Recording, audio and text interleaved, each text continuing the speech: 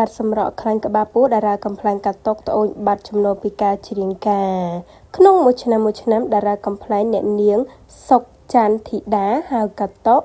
អាចរកប្រាក់ចំណូលបានច្រើនគួរសមពីអាជីពច្រៀងការដោយឡែកថ្មីនេះនាងបានត្អូញត្អែថាមានការបាត់ចំណូលច្រើនពីអាជីពនេះបើធៀបទៅនឹងឆ្នាំមុនដោយមហាជនបានដឹងស្រាប់ហើយថាក្នុងរដូវរៀបការម្ដងតារាកំ pl កាត់តុកដើរច្រៀងកាត់សក់ការក្នុងមួយថ្ងៃចាប់ពី2រោងទៅ3រោងស្ទើរតែរកពេលវេលាសម្រាប់មិនបានចម្លែកគឺអ្វីតែឆ្នាំនេះមិនសូវមានគេហៅកាត់សក់ច្រៀងការដូចកាលពីមុនសោះជប់ជាមួយនឹងតារាកំ pl អ្នកនាងកាត់តុកកាលពីពេលថ្មីនេះនាងបានបញ្ជាក់ប្រាប់ថា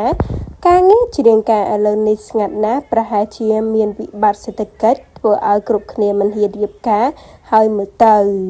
តែទោះជាយ៉ាងណាក៏នាងក៏មិនងាកមកធ្វើការងារផ្សេងទៀតដើម្បីរកប្រាក់ចំណូលចិញ្ចឹមគ្រួសារ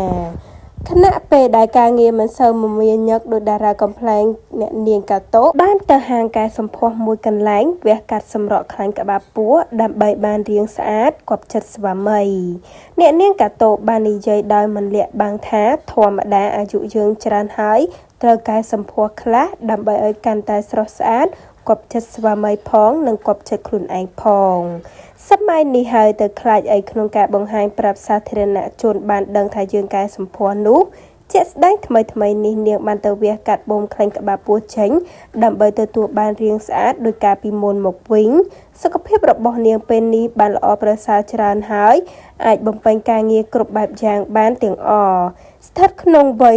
46ឆ្នាំតារាកំ pl កាត់តុកកំពុងបណ្ដុះបណ្ដាលកូនស្រីឲ្យដើរតាមគន្លងរបស់ខ្លួនពីព្រោះនាងមានដងខាងសិល្បៈដូចជាម្ដាយរបស់ខ្លួនដែរតែទោះបីជាយ៉ាងណាអ្នកនាងកាត់តុកចង់ឲ្យកូនស្រីរៀនសូត្រឲ្យបានជ្រាលជ្រៅជ្រះជាមុនសិន